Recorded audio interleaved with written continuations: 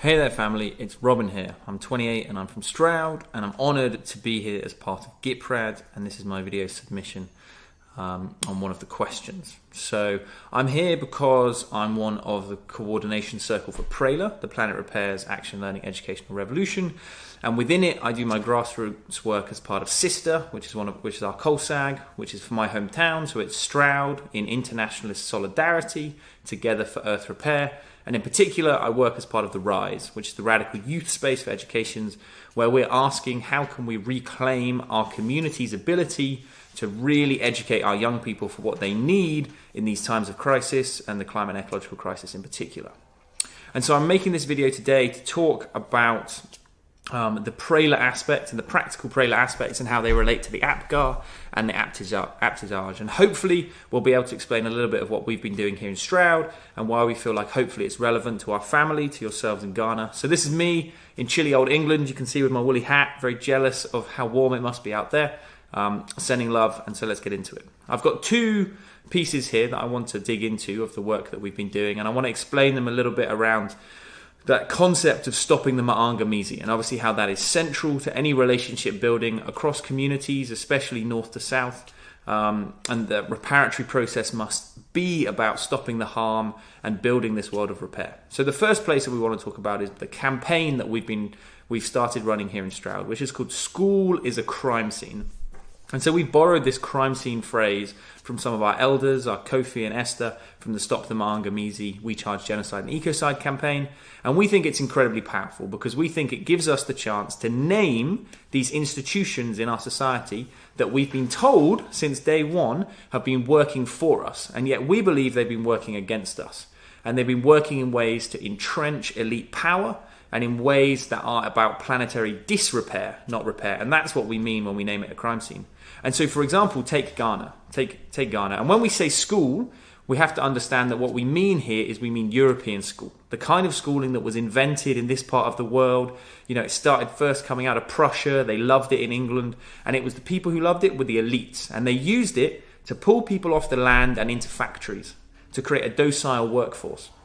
And we can see this because the first schools, these colonial inventions that were set up in West Afrika, in the Ghana area, for 100 years they were run by the Royal African Company, which is the same Royal African Company that transported the most enslaved Africans as part of the transatlantic trafficking in enslaved Africans. So you've got this company that is both running the schools, and what they did is they said these schools are only allowed to admit mulatto children, you know, the children of white and black connection.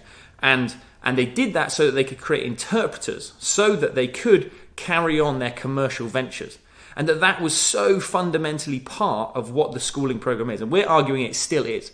We're arguing that school is a crime scene because in our communities, say here in the UK, we have no control over what the curriculum is. The people who set the curriculum, they're the big businesses, they're the government, they're the banks, and they're telling our young people what they should be learning for what we believe is a future of planetary disrepair. And so with the crime scene framing, we're going to get young people naming the crimes in their schools, we're going to get them bringing them to people's tribunals in the town, and we're going to rile up the whole community to ensure that we're fighting against miseducation, which is obviously fundamental to the PRALER process, and fighting for true education. And we're going to regain our community's ability to take control of these so-called educational institutions.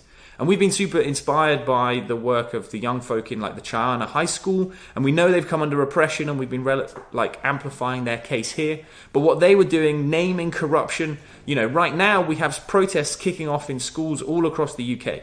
And so what we're trying to do is equip them with the skills and the connections, because we need the young people of the UK talking to the young people of Ghana and breaking this promise, breaking this idea that what we should be doing when we raise our young people is we should try and raise them in the European image, because we believe that's what school does.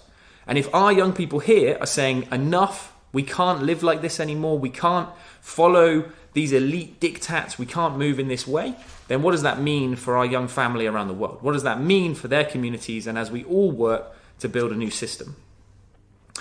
The next piece. So that's a big part of what we're doing in terms of how we challenge miseducation.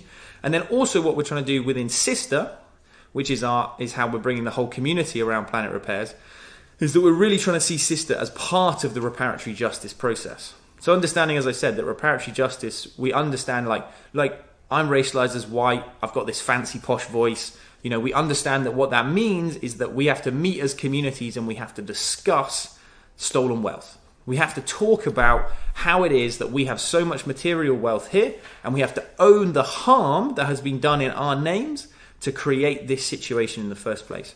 And so that means we have to talk about resource redistribution. It has to mean that we're talking about what is here is stolen from communities such as yourselves. And it also means that we need to then move beyond simply owning that harm into stopping the harm. And for us, stopping the harm comes when we start building relationships as communities of resistance so that this resource can flow, but also so that we here can learn from yourselves. So in Sister, we've been super inspired and really empowered by learning about reparatory justice, which just isn't something that gets talked about within white communities. And obviously the absolute flag wavers for it are the Pan-Africanists and yourselves. So we brought the reparatory justice framework home to our community, and we're asking, well, what do we owe the family? You know, what has been done in our names and what do we owe? But also, what are the wrongs that were